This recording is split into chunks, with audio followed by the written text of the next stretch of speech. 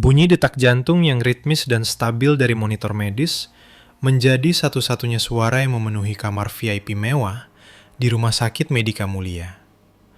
Sari terbaring di sana dengan sangat lelah. Tubuhnya gemetar setelah berjuang selama 12 jam dalam proses persalinan, menanti satu orang yang telah bersumpah untuk melindunginya.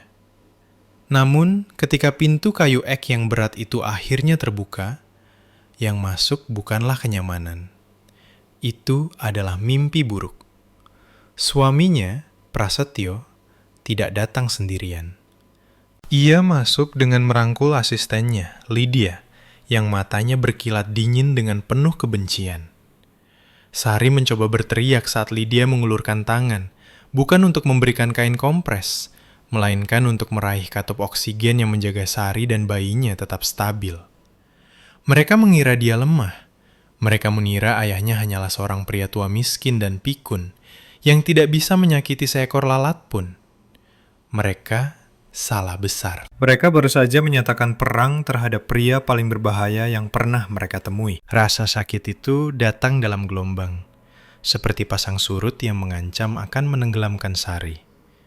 Dia mencengkeram pagar logam tempat tidur rumah sakit. Buku-buku jarinya memutih. Dia sendirian.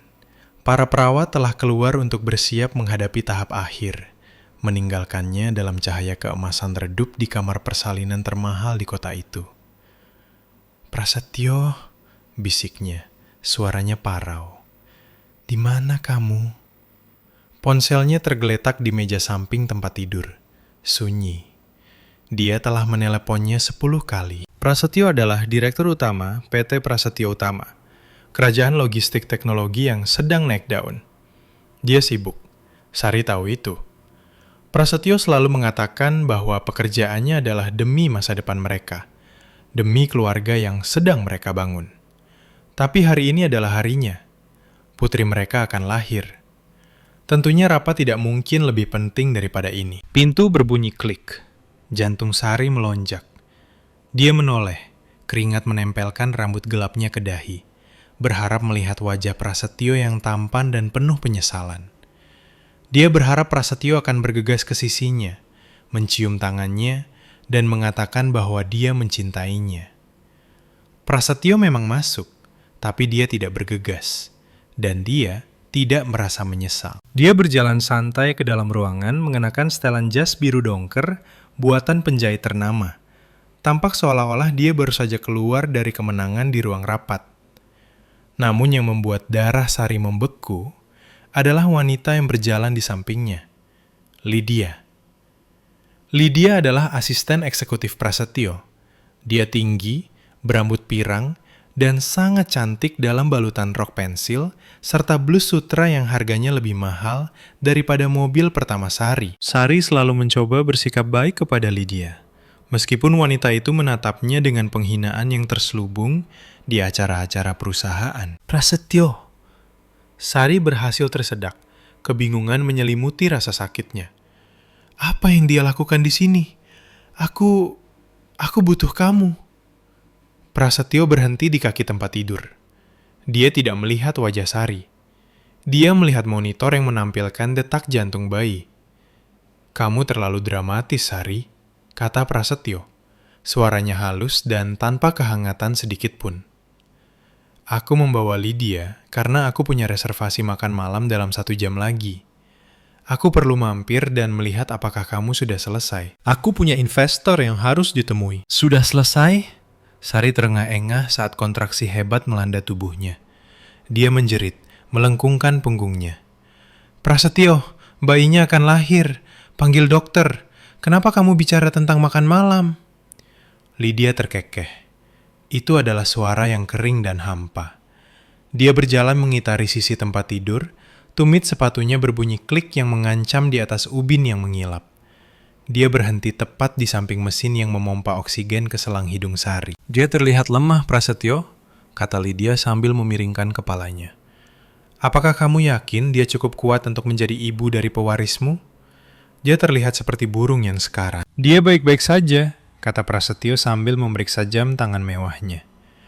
"Hanya melebih-lebihkan untuk cari perhatian. Dia selalu haus perhatian.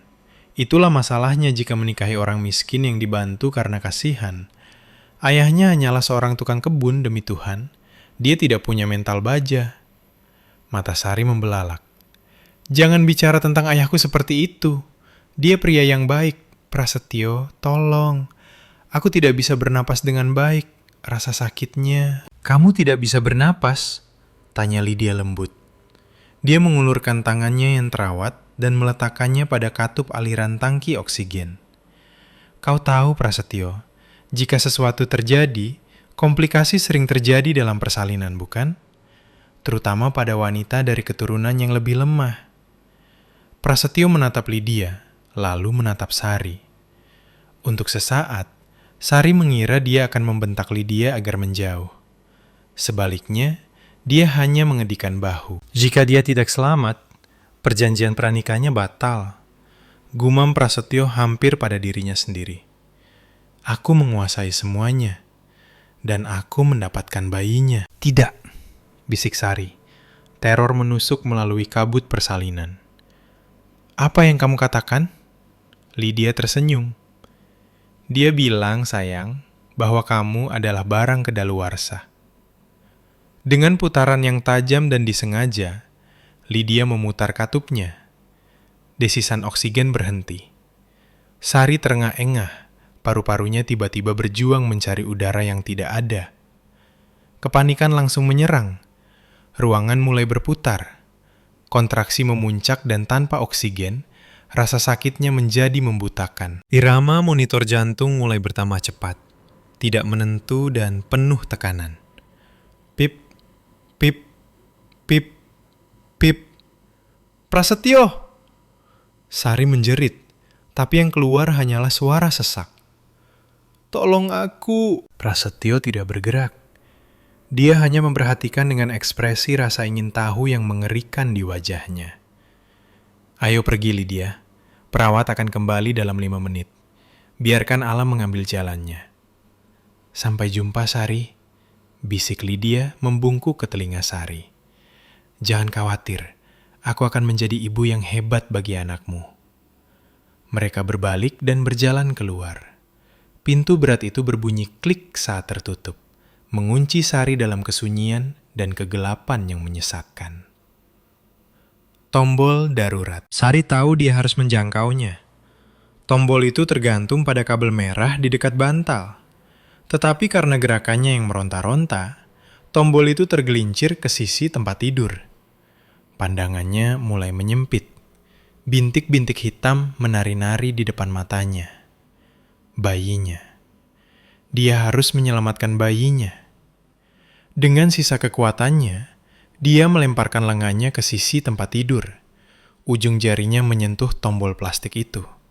Dia tidak bisa mencengkeramnya. Dia membanting tangannya ke pagar samping, menimbulkan bunyi dentang keras, lalu bunyi tabrakan lainnya. Dia menjatuhkan teko air dari meja. Teko itu pecah berkeping-keping. Beberapa saat kemudian, atau mungkin berjam-jam, waktu seolah meleleh. Pintu terbuka paksa. Nyonya Sari! Itu adalah perawat Jenny. Dia bergegas ke sisi tempat tidur. Matanya membelalak saat melihat katup oksigen dalam posisi mati dan bibir Sari yang membiru. Kode biru! Aku butuh bantuan di kamar 402. Panggil dokter jaga sekarang. Ruangan itu dipenuhi orang. Jas putih, suara-suara mendesak, robekan velcro, tusukan tajam jarum suntik. Sari merasa dirinya menjauh. Hal terakhir yang dilihatnya adalah ubin langit-langit yang kabur menjadi jurang putih. Maafkan aku, Ayah, pikirnya. Aku memilih pria yang salah. 2 jam kemudian, ruang tunggu RS Medika Mulia sepi. Itu adalah ruang tunggu VIP yang dipenuhi kursi kulit, mesin espresso, dan seni abstrak. Duduk di pojok, memegang topi usang, adalah seorang pria tua. Dia mengenakan kemeja flanel yang pudar, celana yang telah ditambal di bagian lutut, dan sepatu bot kerja berat yang telah melihat lumpur selama puluhan tahun. Tangannya kapalan dan kasar, tangan seorang pria yang mengolah tanah. Ini adalah Wira, ayah Sari. Dia duduk diam mematung, menatap lantai. Pintu ganda terbuka. Dr. Adnan, kepala dokter kandungan, keluar. Dia tampak lelah. Wira segera berdiri. Dia tidak terburu-buru, tetapi kehadirannya memenuhi ruangan meskipun pakaiannya compang-camping. "Putriku?" tanyanya. Suaranya serak dan rendah. Dr. Adnan mendesah, membetulkan kacamata. Dia menatap Wira dengan sedikit rasa kasihan. Dia tahu siapa suaminya, Prasetyo Utama, miliarder teknologi. Dan dia berasumsi pria tua ini hanyalah ayah mertua miskin yang beruntung bisa masuk ke keluarga kaya. "Bapak Wira, benar?" tanya Dr. Adnan. "Ya, bagaimana keadaan Sari?" "Dia stabil," kata dokter itu, memilih kata-katanya dengan hati-hati. Tapi itu adalah situasi yang sangat kritis. Ada insiden dengan pasokan oksigennya. Dia menderita hipoksia parah. Saat ini dia dalam keadaan koma yang diinduksi secara medis untuk membiarkan otaknya pulih. Kami melahirkan bayinya melalui operasi sesar darurat, seorang bayi perempuan. Mata Wira, yang biasanya hangat dan berkerut dengan garis senyum, menjadi dingin. Pasokan oksigen? Apakah peralatannya rusak? Dokter Adnan ragu sejenak. Dia baru saja dikunjungi oleh Prasetyo Utama 10 menit yang lalu. Sebuah donasi besar untuk sayap rumah sakit telah disebutkan. Sebuah pengingat tentang siapa yang membayar tagihan. "Kerusakan peralatan?" bohong Dr. Adnan, melihat papan klipnya. "Hal itu bisa terjadi. Kami sedang menyelidiki. Tapi sejujurnya Pak Wira, kondisi fisik putri Anda lemah. Stres saat persalinan." "Di mana suaminya?" Wira memotong pembicaraannya. "Pak Prasetyo sedang sangat terpukul." Dokter itu berbohong lagi. Dia harus pergi untuk urusan mendesak demi membiayai perawatan ini. Dia meninggalkan instruksi bahwa Anda tidak boleh mengganggu bayi di ruang NICU. Wira tidak berteriak. Dia tidak menangis. Dia perlahan mengenakan kembali topinya ke kepalanya.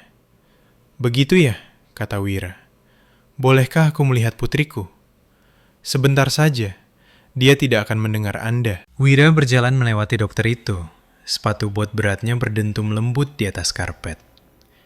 Dia memasuki ruang ICU tempat Sari terbaring, terhubung ke belasan mesin. Dia tampak begitu kecil. Wira berjalan ke sisinya dan memegang tangannya yang lemas dalam telapak tangannya yang kasar dan penuh luka. "Sudah kubilang dia adalah ular, Sari," bisik Wira. Suaranya gemetar untuk pertama kalinya. "Tapi aku membiarkanmu menikah dengannya karena kamu mencintainya." Aku mundur. "Aku berpura-pura menjadi tukang kebun miskin karena kamu menginginkan kehidupan yang normal. Kamu tidak ingin bayang-bayangku menghantuimu." Dia membungkuk dan mencium dahi Sari. Tapi bayang-bayang itu kembali sekarang. Wira mengeluarkan ponsel lipat murah dari saku celananya. Itu adalah model lama yang direkatkan dengan selotip pada engselnya. Bagi siapapun yang melihatnya, itu tampak seperti sampah. Dia memutar sebuah nomor. "Ya?" Sebuah suara menjawab di ujung sana. Tegas, formal, efisien. "Ini aku," kata Wira. Getaran di suaranya sudah hilang. Itu digantikan oleh nada perintah yang bisa meruntuhkan gedung. "Aktifkan protokol bayangan." Suara di telepon terdengar terkejut. "Tuan, kita belum menggunakan itu sejak perang akuisisi tahun 98. Apakah Anda yakin? Itu berarti penghancuran total." "Putriku sedang koma. Mereka memutus oksigennya," kata Wira. Matanya tertuju pada wajah pucat Sari. "Aku ingin Prasetyo Utama hancur, bukan hanya bangkrut. Aku ingin dia dihapuskan. Aku ingin dia kehilangan perusahaannya, reputasinya, wanita simpanannya, dan kebebasannya. Dan aku ingin itu terjadi perlahan-lahan." "Dimengerti, Tuan. Apa perintah pertama Anda?" Wira melihat pantulannya di jendela rumah sakit. Dia tidak terlihat seperti tukang kebun lagi. "Beli rumah sakit ini," kata Wira. "Sekarang juga. Aku ingin memiliki tanah tempat dia berdiri ketika dia kembali." "Segera dilaksanakan, Pak Wira." Wira menutup telepon. Dia duduk di kursi di samping tempat tidur Sari dan menunggu. Sang tukang kebun telah pergi. Sang raksasa telah kembali. Sumbat sampahnya meletus dengan suara meriah di geria tawang bertingkat tinggi yang menghadap ke cakrawala kota. Prasetyo Utama tertawa, mendongakkan kepalanya saat ia menangkap cairan berbusa itu dalam gelas kristal. Lydia berbaring di sofa bludru, menggulir ponselnya dengan senyum puas di bibir merahnya. Untuk kebebasan, ucap Prasetyo bersulang, mengangkat gelasnya. Untuk masa depan, Lydia mengoreksi, mendentingkan gelasnya ke gelas Prasetyo. Jadi, apakah orang tua itu percaya? Cerita tentang kerusakan peralatan? Prasetyo mencibir sambil menyesap minumannya. Wira, tolonglah. Pria itu bahkan nyaris tidak tahu hari apa sekarang. Dia mungkin sedang menangis di atas tanah potnya sekarang. Dia tidak berdaya. Dia tidak punya uang untuk menyewa pengacara, apalagi menantangku. Dan istrimu? Tanya Lydia santai sambil memeriksa kukunya. Koma, kata Prasetyo sambil melambaikan tangannya meremehkan. Dokter, Adnan bilang dia mungkin tidak akan bangun, dan jika bangun, dia kemungkinan akan mengalami kerusakan otak. Dia tidak akan ingat apapun tentang katup itu. Kita aman, Lydia. Dan bagian terbaiknya, karena dia tidak berdaya, aku punya surat kuasa. Aku mengendalikan asetnya, yang sebenarnya tidak ada. Tapi yang lebih penting, aku punya hak asuh penuh atas anak itu. Anak itu. Lydia mengernyitkan hidung. Haruskah kita memeliharanya? Itu akan berisik. Pengasuh, kata Prasetyo. Kita akan menyewa 3 orang. Kamu bahkan tidak akan tahu dia ada di sana. Tapi anak itu adalah properti. Seorang ayah tunggal yang berduka dan berbakti pada putrinya. Pers akan menyukai itu. Harga sahamku akan melonjak. Prasetyo berjalan ke jendela, menatap lampu-lampu kota. Dia merasa tak terkalahkan. Dia baru saja menyingkirkan istri yang membosankan, mempertahankan kekayaannya, dan beralih ke pasangan yang lebih seksi dan lebih ambisius. Ngomong-ngomong, kata Prasetyo sambil berbalik ke Lydia. Aku ada rapat dewan besok. Kami akhirnya akan menutup kesepakatan dengan grup Nusantara. Begitu ditandatangani, aku akan resmi menjadi triliuner. Seksi, gumam Lydia. Saat itu, ponsel Prasetyo bergetar. Itu dari nomor yang tidak dikenal. Siapa ini? Jawabnya kesal. Pak Prasetyo, suara administrasi yang tenang berbicara. Ini dari administrasi Rumah Sakit Medika Mulia. Aku sudah bicara dengan Adnan. Aku sudah mengirim ceknya. Apa yang kamu inginkan? Ada perubahan manajemen, Pak Prasetyo.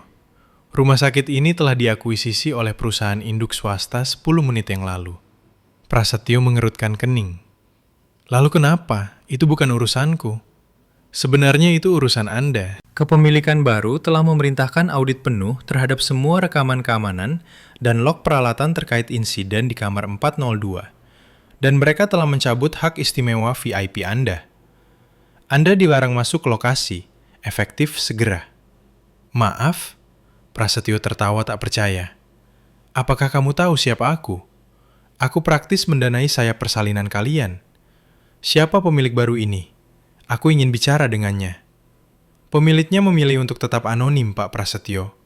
Tetapi dia meninggalkan pesan untuk Anda. Pesan apa? Bentak Prasetyo.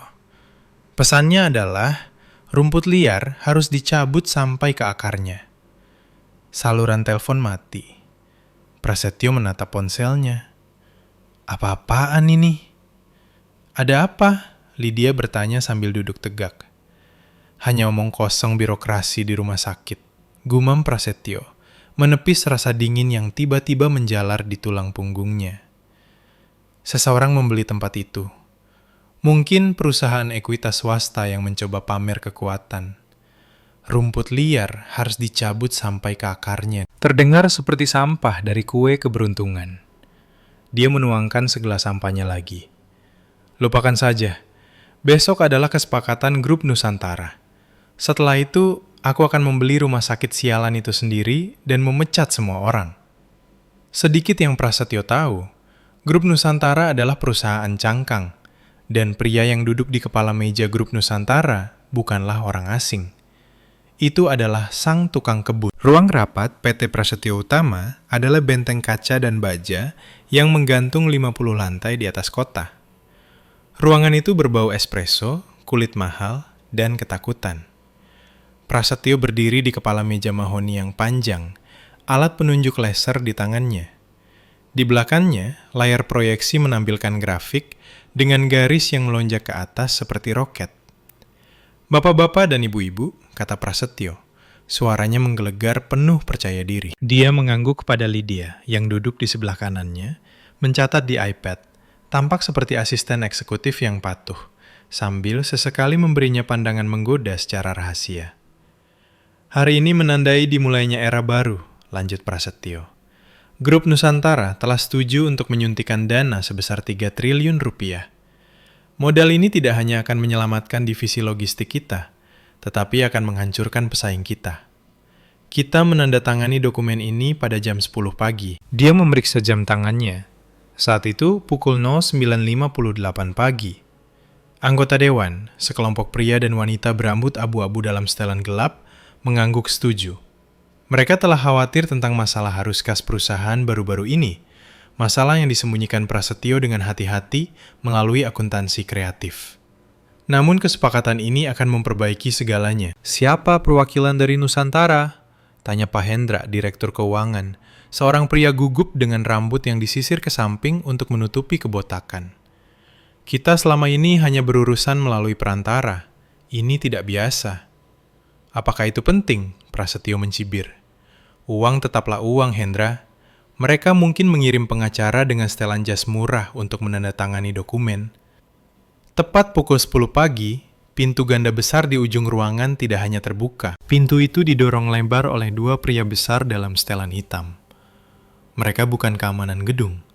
Mereka tampak seperti kontraktor militer swasta. Prasetyo mengernyit. Apa ini? Siapa kalian? Penjaga itu melangkah ke samping. Seorang pria masuk. Keheningan di ruangan itu menjadi mutlak. Itu adalah Wira. Namun itu bukan Wira yang dikenal Prasetyo. Hilang sudah celana tambalan, kemeja flanel, dan sepatu bot yang berlumuran tanah. Hilang sudah postur bungkuk dari tukang kebun rendah hati yang membawakan sayuran ke pintu belakang Prasetyo setiap hari Minggu. Wira ini berdiri tegak setinggi 188 cm. Punggungnya lurus sempurna. Dia mengenakan setelan jas 3 lapis abu-abu arang yang menunjukkan kualitas penjahit kelas dunia.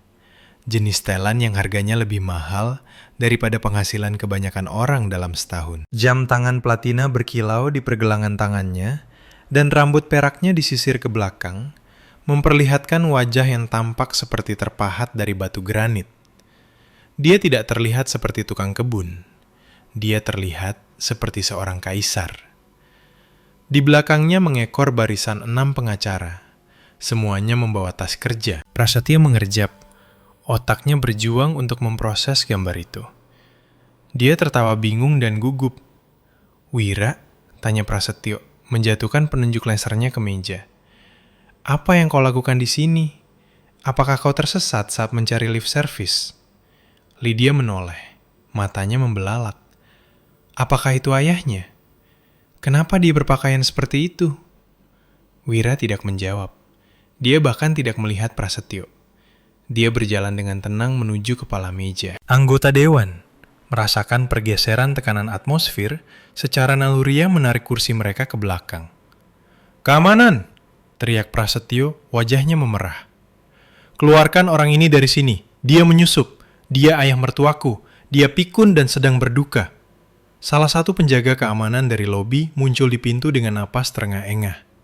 Pak Prasetyo, saya sudah mencoba menghentikan mereka, tapi... Tapi apa? Teriak Prasetyo. Tapi dia pemilik gedung ini, Pak. Gagap penjaga itu. Ruangan menjadi sunyi senyap. Prasetyo membeku. Apa maksudmu? Wira akhirnya berhenti. Dia berdiri di ujung meja yang berlawanan, menghadap Prasetyo secara langsung. Dia meletakkan tangannya di atas permukaan mahoni dan condong ke depan. Kehangatan telah hilang dari matanya, digantikan oleh tatapan biru dingin yang membuat Pak Hendra ketakutan. "Aku tidak hanya memiliki gedung ini, Prasetyo," kata Wira. Suaranya juga berbeda. Aksen desa yang serak telah dipoles menjadi nada bicara yang tegas dan terpelajar dari kaum elit lama. "Aku memiliki seluruh blok ini, dan mulai pagi ini, aku adalah pemilik grup Nusantara." Prasetyo tertawa, meskipun sekarang terdengar histeris. "Kau tukang kebun, kau menanam tomat, kau tinggal di gubuk." "Aku sudah pensiun," kata Wira tenang. "Aku menginginkan kehidupan yang sederhana bagi putriku. Aku ingin melihat apakah dia bisa menemukan pria yang mencintainya karena hatinya, bukan karena warisannya. Aku berpura-pura menjadi orang miskin untuk mengujimu, Prasetyo." Wira merogoh saku jasnya dan mengeluarkan pena mewah. "Kamu gagal dalam tes itu." Tangan Prasetyo mulai gemetar. "Ini lelucon. Sari menyewa aktor. Itu saja." "Sari sedang koma karena perbuatanmu." Suara Wira turun 1 oktav, bergetar dengan kemarahan yang bertahan. Dan karena dia tidak melihat Lydia, tetapi dia mengacungkan jarinya ke arahnya, yang terasa seperti pistol yang dikokang. Lydia menyusut di kursinya. Pak Wira, salah satu pengacara Wira melangkah maju, meletakkan setumpuk tebal dokumen di atas meja. "Bisakah kita lanjut?" "Lanjut apa?" tuntut Prasetyo. "Kita punya kesepakatan. Nusantara menjanjikan 3 triliun rupiah. "Koreksi," kata Wira. "Nusantara telah membeli hutangmu. Kami membeli semua pinjaman dari bank-bankmu pagi ini. Semuanya. Pinjaman konstruksi, pembiayaan armada logistik, pinjaman pribadi yang kau ambil dengan jaminan sahammu." Wira mengambil dokumen itu dan melemparkannya ke sepanjang meja. Dokumen itu meluncur dengan sempurna, berhenti tepat di depan Prasetyo. "Itu adalah penagihan hutang segera, Prasetyo. Harus dilunasi sekarang juga." "Kamu tidak bisa melakukan itu," teriak Prasetyo. "Ketentuannya mengizinkan..." "Baca klausul 14B, potong pengacara itu. "Klausul pelanggaran moral. Jika direktur utama terlibat dalam skandal yang mengancam integritas perusahaan, pemberi pinjaman berhak menuntut pelunasan segera." "Aku tidak terlibat dalam skandal," bantah Prasetyo. Wira mengeluarkan remote control dan mengarahkannya ke layar proyeksi. "Belum," kata Wira. "Tapi beritanya akan tayang dalam 5 menit." Di layar, grafik itu menghilang. Itu digantikan oleh rekaman video. Rekaman itu hitam putih dan berpasir. Itu adalah bagian dalam kamar rumah sakit VIP 402. Wajah Prasetyo menjadi pucat. Lydia terengah-engah, menutup mulutnya dengan tangan. "Rumah sakit itu punya kamera, Prasetyo," kata Wira dingin. "Kamera tersembunyi untuk urusan tanggung jawab hukum. Dan coba tebak apa yang terekam." Video itu diputar. Tidak ada audio, tetapi gambarnya sangat jelas. Itu memperlihatkan Lydia meraih katup oksigen. Itu memperlihatkan Prasetyo memeriksa jam tangannya, acuh tak acuh. Itu memperlihatkan mereka berjalan keluar, sementara Sari meronta di tempat tidur. Anggota dewan tersentak. Pak Hendra tampak seperti akan muntah. "Percobaan pembunuhan," kata Wira. "Konspirasi, kelalaian berat." Itu palsu," teriak Lydia sambil berdiri. "Itu AI, dia mengada-ada." "Metadatanya sudah diverifikasi oleh polisi," kata Wira. "Mereka ada di lobi sedang menunggu lift. Tapi aku ingin melihat ekspresi wajahmu sebelum mereka memborgolmu." Prasetyo menatap layar, lalu menatap Wira, lalu menatap jendela. Dia tampak seperti tikus yang terjebak. "Wira, tunggu!" gagap Prasetyo sambil mengangkat tangannya. "Kita bisa bicarakan ini. Pikirkan tentang bayinya. Pikirkan tentang cucumu. Kamu tidak ingin ayahnya dipenjara." "Cucuku," kata Wira, berjalan perlahan mengitari meja menuju Prasetyo. "Sudah punya ayah. Aku. Kamu hanyalah donor sperma yang mencoba membunuh ibunya." Wira berhenti hanya beberapa inci dari wajah Prasetyo. Dia berbau parfum mahal dan dendam yang dingin. Aku mengambil alih perusahaan ini, Prasetyo. Penagihan hutang ini akan membuatnya bangkrut. Aku akan membeli sisanya dengan harga sangat murah. Kamu akan meninggalkan gedung ini tanpa membawa apa-apa. Tanpa saham, tanpa pesangon emas, tanpa martabat. Kamu tidak bisa membuktikan aku tahu apa yang dia lakukan. Prasetyo menunjuk Lydia. Itu dia. Dia gila. Dia yang memutar katupnya. Aku tidak melihatnya. Rahang Lydia jatuh.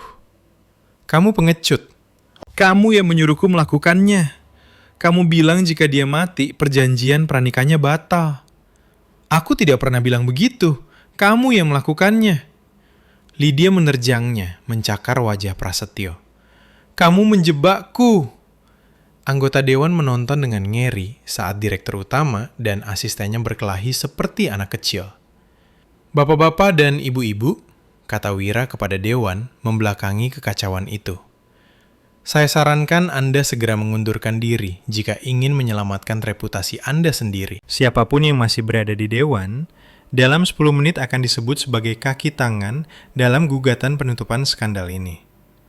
Suara kursi bergeser memenuhi ruangan. Itu adalah eksodus besar-besaran.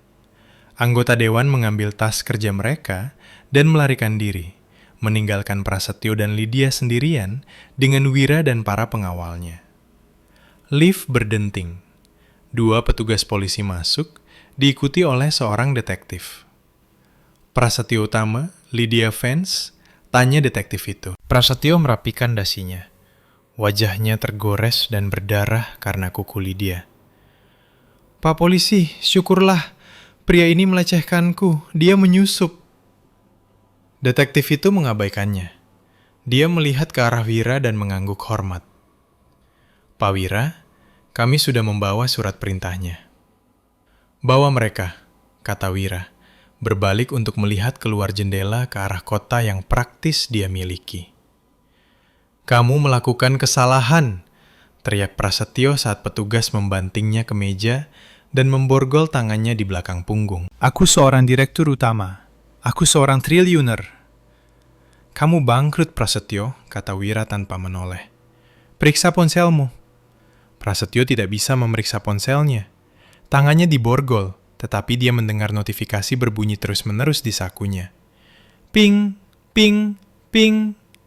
Peringatan saham yang anjlok, panggilan margin, aset yang dibekukan saat mereka menyeret Prasetyo dan Lydia yang menjerit keluar dari ruangan. Prasetyo melihat kembali ke pria tua yang berdiri di dekat jendela. Siapa kamu sebenarnya? Teriak Prasetyo. Keputusasaan memecah suaranya. Wira menolehkan kepalanya sedikit. Cukup bagi Prasetyo untuk melihat senyum dinginnya. Aku adalah sang tukang kebun, kata Wira. Dan aku baru saja membuang sampahnya. Jatuhnya Prasetyo utama berlangsung cepat dan brutal. Itu adalah jenis skandal yang mendominasi siklus berita selama berminggu-minggu. Video dari kamar rumah sakit bocor secara misterius ke setiap outlet berita utama. Tagar keadilan untuk Sari menjadi tren secara global. PT Prasetyo Utama runtuh dalam waktu 48 jam. Wira Mercer membeli aset-asetnya dengan harga yang sangat kecil, memasukkannya ke dalam konglomerat besarnya, Mercer Industries, dan memecat setiap eksekutif yang pernah memandang rendah putrinya. Namun Wira tidak peduli dengan bisnis tersebut. Dia menghabiskan hari-harinya di ICU, duduk di kursi yang tidak nyaman di samping tempat tidur Sari, membacakan buku untuknya. Dia membacakan buku-buku masa kecil favoritnya. Dia bercerita tentang putrinya, yang oleh para perawat dijuluki keajaiban. Bayi itu sehat, lincah, dan memiliki mata seperti Sari. 3 minggu berlalu. Para dokter pesimis. Mereka bicara tentang penurunan aktivitas otak dan fasilitas perawatan jangka panjang. Wira memecat dokter-dokter itu dan mendatangkan spesialis dari Swiss dan Jepang. Bangunlah Sari, bisik Wira pada suatu Selasa sore yang hujan. Kamu harus melihat apa yang telah kulakukan. Aku menghancurkan semuanya demi kamu. Tapi itu tidak berarti apa-apa jika kamu tidak di sini. Dia memegang tangannya, kepalanya tertunduk dalam doa. Lalu dia merasakannya. Sebuah kedutan. Kepala Wira tersentak ke atas. Kelopak mata Sari bergetar. Monitor jantung menangkap irama yang lebih cepat. Sari? Matanya terbuka. Awalnya terlihat sayu dan tidak fokus, menatap langit-langit. Lalu matanya menemukan wajah Wira. Ayah, suaranya parau, seperti amplas. Wira menangis. Pria yang telah menghancurkan sebuah korporasi besar tanpa berkedip itu hancur dalam air mata. Aku di sini, Nak. Aku di sini. Bayinya, bisik Sari. Apakah dia sempurna, kata Wira terbata-bata. Dia cantik. Dia menunggumu. Sari mencoba duduk, tetapi meringis. Ingatannya kembali dalam potongan-potongan. Rasa sakit, ketakutan, Prasetyo, Lydia. Prasetyo, katanya, wajahnya mengeras. Dia membiarkannya. Shh, Wira menenangkannya, mengelus rambutnya. Dia sudah pergi, Sari. Dia di penjara. Dia tidak akan pernah bisa menyakitimu lagi. Dia mengambil semuanya, tangis Sari pelan. Rumah, rekening, dia tidak mengambil apa-apa. Wira tersenyum. Kilatan nakal kembali ke matanya. Bahkan kamu mengambil segalanya darinya. Kamu memiliki perusahaannya sekarang. Maksudnya kita punya. Sari menatap ayahnya, bingung. Kita, ayah. Kita tidak mampu. Ada sesuatu yang perlu ayah katakan kepadamu, Sari. Wira mendesah, memegang kedua tangannya. Ayah tidak sepenuhnya jujur kepadamu tentang pekerjaan ayah. Sari berkedip. Ayah seorang tukang kebun. Dulu, 40 tahun yang lalu, kata Wira. Lalu ayah memulai perusahaan landscape, lalu firma real estate, lalu, semuanya menjadi sangat besar. Kekayaan ayah sekitar 600 triliun rupiah, kurang lebih. Sari menatapnya. Keheningan berlangsung selama 1 menit penuh. Kekayaan ayah, apa? Ayah ingin kamu hidup normal. Wira meminta maaf. Ayah tidak ingin kamu tumbuh seperti anak-anak kaya manja yang tidak melakukan apa-apa selain belanja dan pesta. Ayah ingin kamu memiliki karakter, jadi ayah menyembunyikannya. Sari mulai tertawa. Rasanya sakit di dadanya, tetapi dia tidak bisa berhenti. Air mata mengalir di wajahnya. Ayah seorang miliarder, dan ayah membiarkanku mengendarai Honda Civic berkarat itu selama 5 tahun. Itu membangun karakter, bela Wira sambil menyeringai. Apakah itu sebabnya ayah membeli rumah sakit ini? Tanya Sari, melihat sekeliling kamar yang telah direnovasi. Memperhatikan bunga anggrek segar dan spray sutra. Mungkin saja, aku Wira. Dan kantor polisi tempat Prasetyo ditahan. Ayah memberikan sumbangan untuk memastikan AC di selnya rusak. Sari meremas tangannya. Terima kasih, ayah. Jangan berterima kasih dulu, kata Wira, wajahnya menjadi serius. Perang belum berakhir. Prasetyo keluar dengan jaminan. Pengacaranya adalah tukang tipu yang mencoba membatalkan bukti video itu dengan alasan teknis. Mereka bilang itu rekaman ilegal. Mata Sari menyipit. Rasa takutnya hilang, digantikan oleh api dingin yang menandingi ayahnya. Dia bebas untuk sementara. Sidangnya bulan depan. Sari mencoba mendorong dirinya untuk bangun lagi. Kali ini, dia mengabaikan rasa sakitnya. Ambilkan aku kursi roda, kata Sari. Sari, kamu perlu istirahat. Ambilkan aku kursi roda, ayah.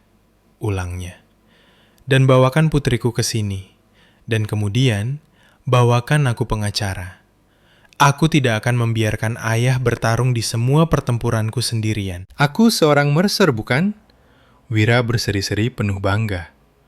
Yah, benar sekali. Hai persidangan, tangga pengadilan tinggi tampak lebih seperti acara karpet merah untuk pemutaran film yang kelam daripada prosedur hukum. Truk-truk dengan antena satelit memenuhi jalan, dan wartawan saling dorong untuk mendapatkan posisi di belakang barikade. Publik telah disuguhi rumor selama berminggu-minggu. Apakah videonya palsu? Apakah sang triliuner dijebak? Apakah sang tukang kebun benar-benar seorang taipan rahasia?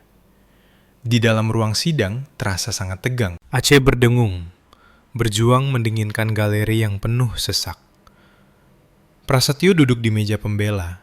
Dia tampak segar, mengenakan setelan abu-abu muda yang dirancang untuk membuatnya terlihat mudah didekati, lebih lembut.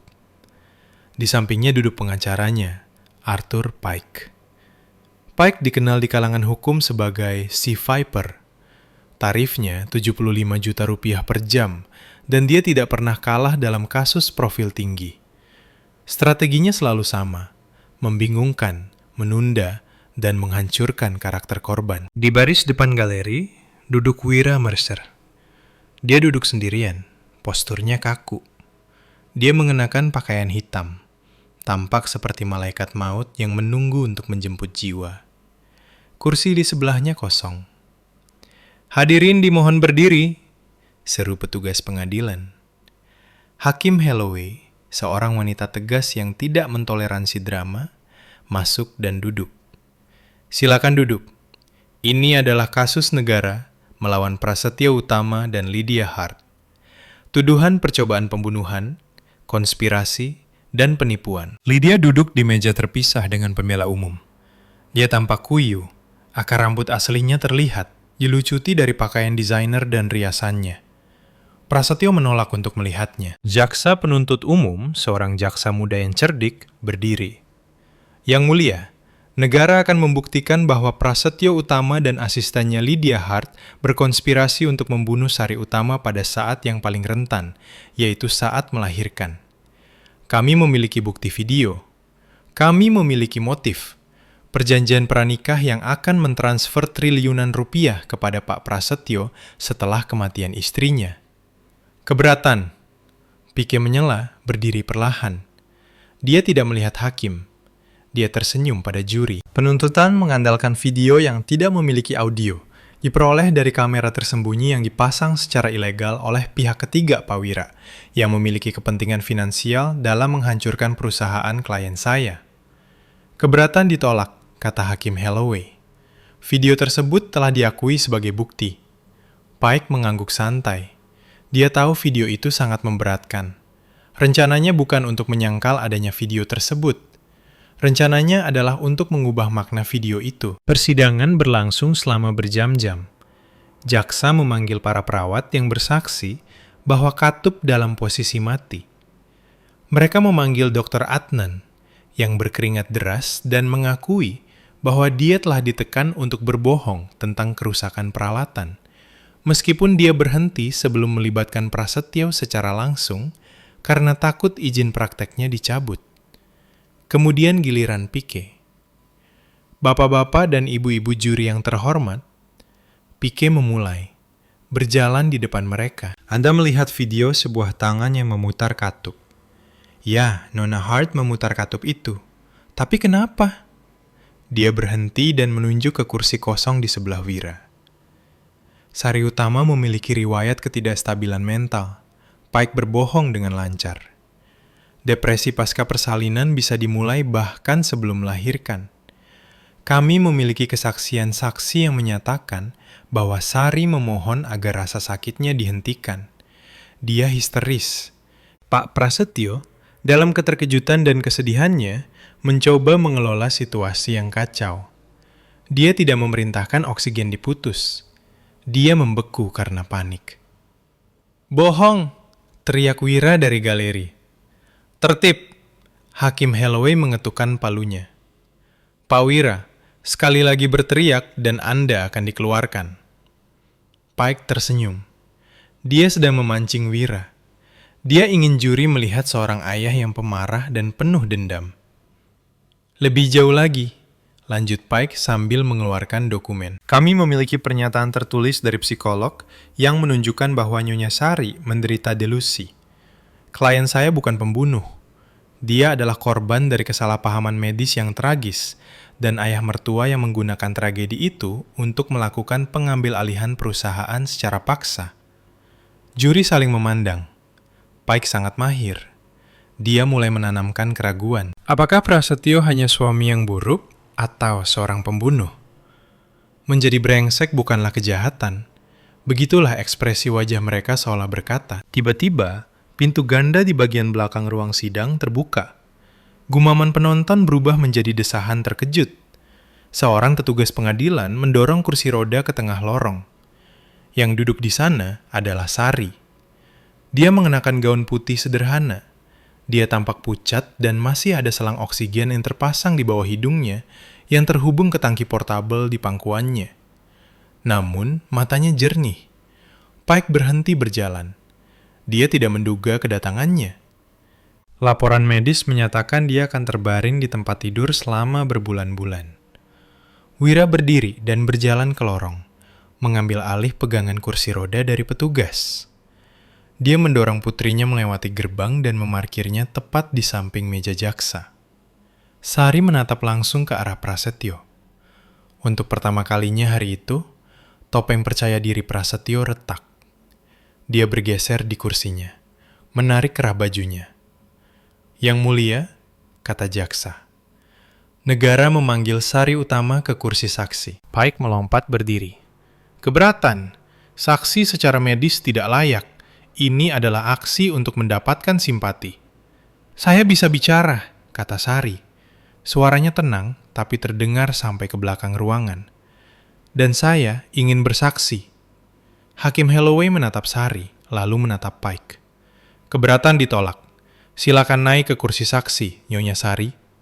Wira membantunya ke kotak saksi. Pemeriksaan itu sangat brutal. Pike langsung menyerangnya dalam pemeriksaan silang. Nyonya Sari, kata Pike sambil bersandar pada pagar. Apakah benar Anda mengatakan kepada suami Anda bahwa Anda tidak tahan lagi selama persalinan? Saya merasa sakit, kata Sari. Saya meminta tolong. Saya tidak meminta untuk dicekik. Tapi Anda bingung, bukan? Obat-obatan, kelelahan. Bisakah Anda 100% yakin bahwa apa yang Anda pikir Anda lihat bukanlah halusinasi yang diinduksi oleh hipoksia? Saya melihatnya, kata Sari. Suaranya sedikit bergetar. Saya melihatnya melihat jam tangannya. Saya melihatnya tersenyum saat udaranya berhenti. Anda melihat senyuman, Pike mencibir. Atau Anda melihat seringai kekhawatiran? Ingatan adalah hal yang rumit, Sari. Terutama ketika ayahmu telah menghabiskan sebulan terakhir membisikkan racun di telingamu saat kamu sedang pulih. Pike berbalik ke arah juri. Dia hanyalah boneka, bapak-bapak dan ibu-ibu. Boneka bagi seorang triliuner yang ingin menguasai kota ini. Prasetyo menyeringai. Dia pikir dia sudah menang. Argumen. Katanya dia melawan, katanya saya. Sedang berhasil. Tanpa audio, itu hanyalah sebuah interpretasi. Sari menatap tangannya. Dia menarik napas dalam-dalam. Anda benar, kata Sari lembut. Ruang sidang menjadi sunyi. Pike mematung. Maaf. Anda benar, kata Sari sambil mendongak. Ingatan itu rumit, dan video tanpa audio bisa salah diinterpretasikan. Dia merogoh saku gaunnya dan mengeluarkan sebuah perangkat hitam kecil. Itu tampak seperti USB drive.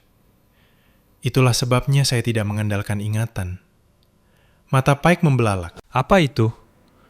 Suami saya mencintai teknologi, kata Sari. Suaranya bertambah kuat. Dia bersikeras agar rumah kami menjadi rumah pintar. Semuanya terhubung, bahkan ponsel kami. Dia menyinkronkan ponsel saya ke layanan awannya, sehingga dia bisa melacak lokasi saya. Dia menyebutnya keamanan. Saya menyebutnya kontrol. Sari mengangkat drive itu. Tapi dia lupa satu hal. Ketika dia menyinkronkan akun kami, itu berlaku dua arah. Saya memiliki akses ke memo suaranya. Dan Prasetyo, dia sangat menyukai suaranya sendiri. Dia merekam ide-ide cemerlangnya sepanjang hari. Sari melihat ke arah hakim. Yang mulia, Ini adalah memo suara yang direkam di ponsel Prasetyo Utama pada jam 9.15 pagi di hari persalinan saya.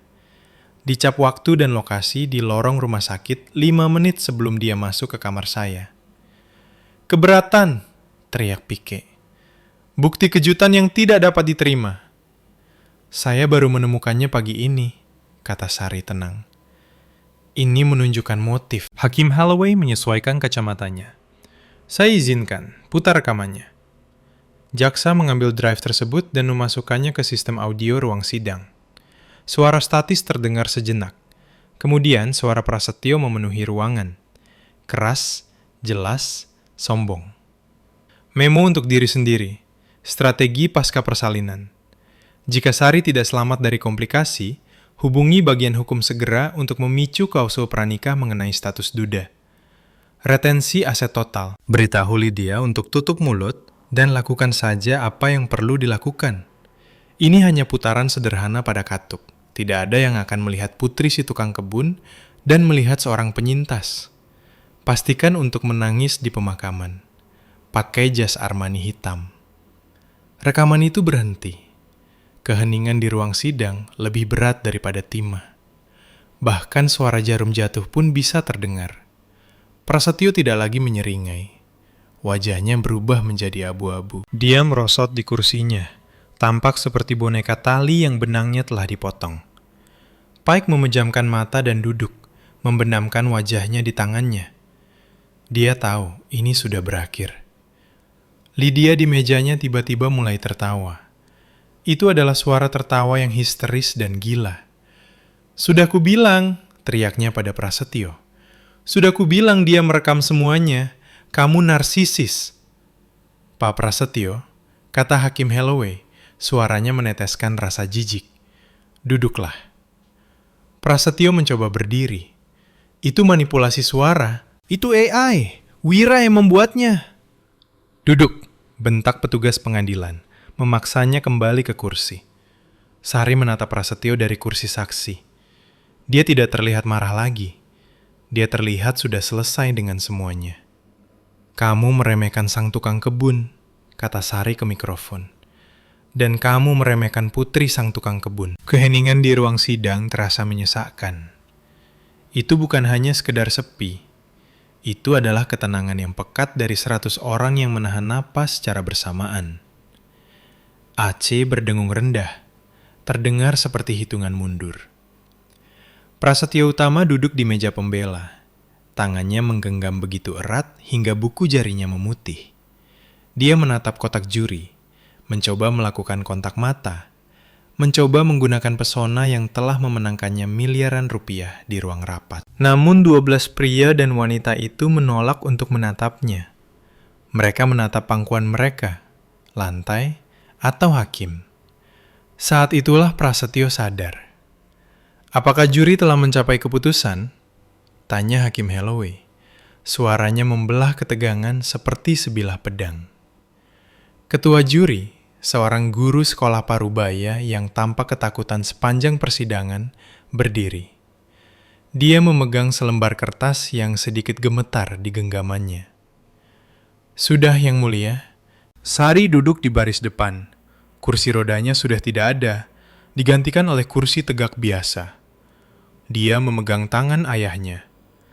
Genggaman Wira terasa hangat, kasar, dan stabil. Sebuah sauh di tengah badai.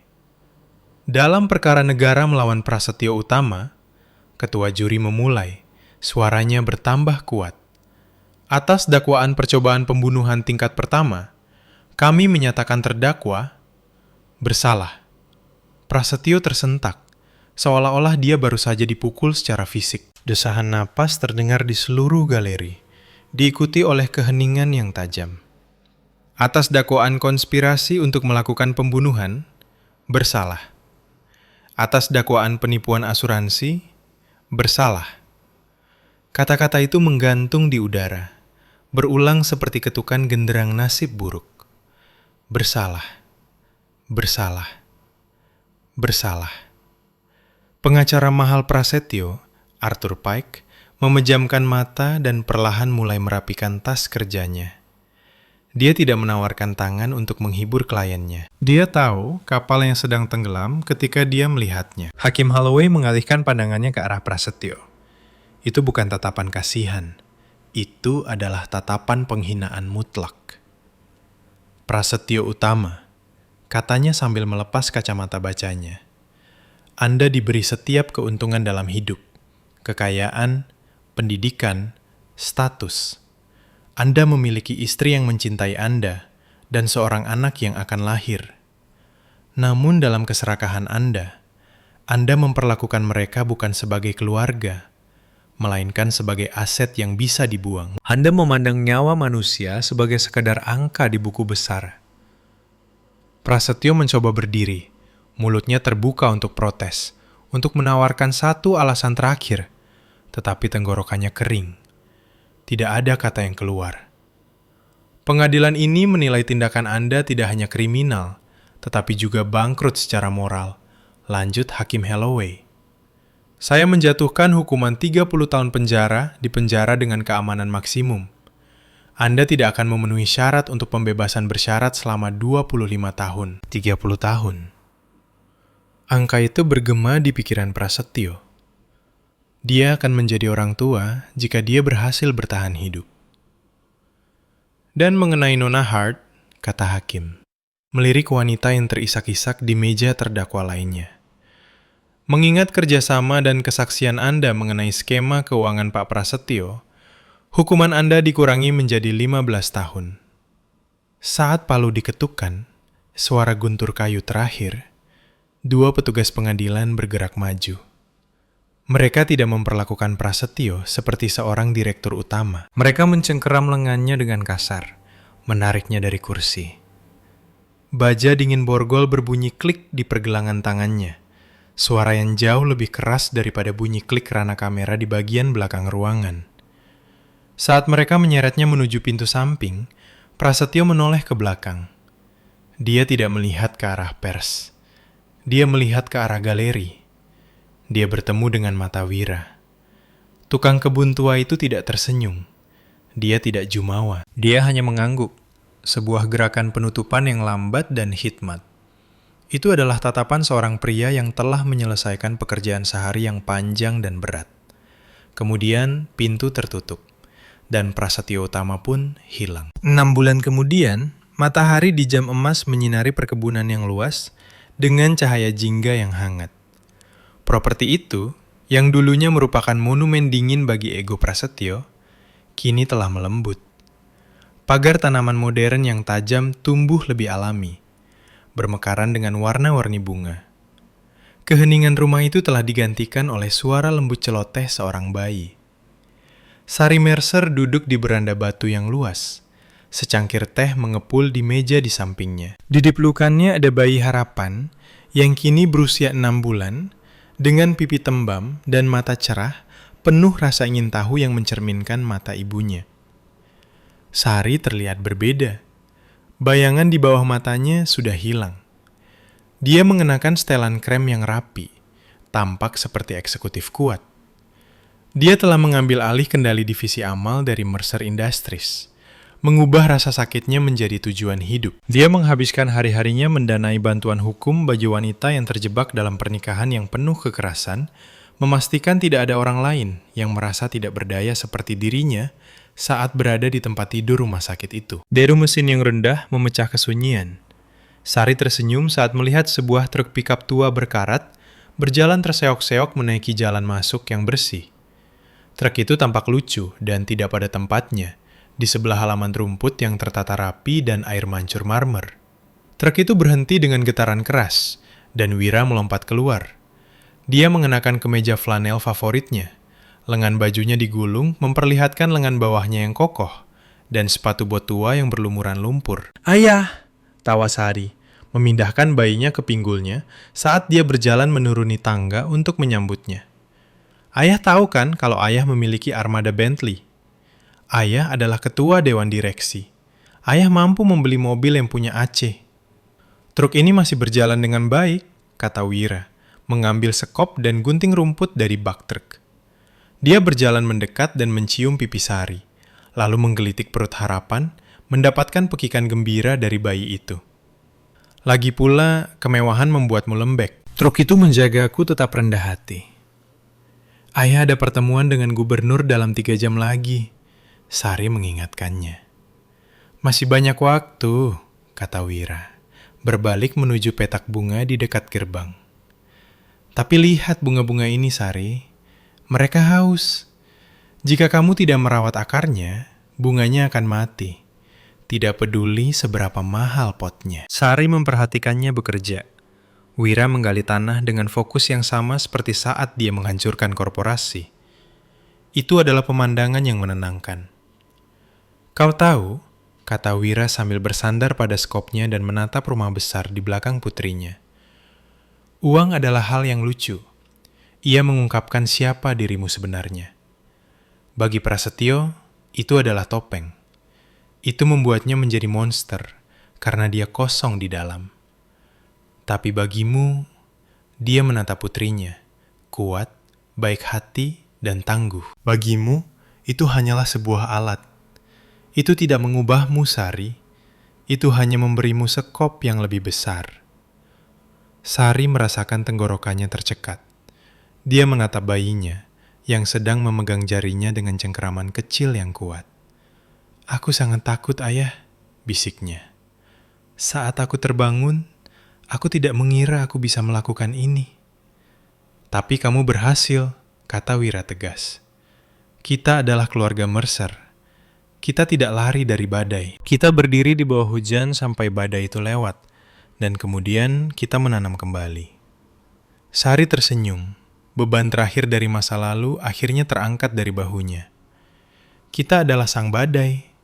Dia mengoreksi kata-kata ayahnya dengan lembut, mengulangi kata-katanya beberapa bulan yang lalu. Wira menyeringai, mata birunya berbinar. Itu baru putriku. Dia kembali menggali. Suara ritmis sekop yang menghantam tanah memenuhi udara.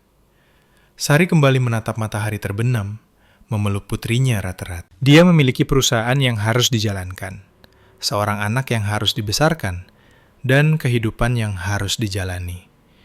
Dan jika ada orang yang salah mengira kebaikannya sebagai kelemahan lagi, mereka akan belajar dengan cara yang sulit.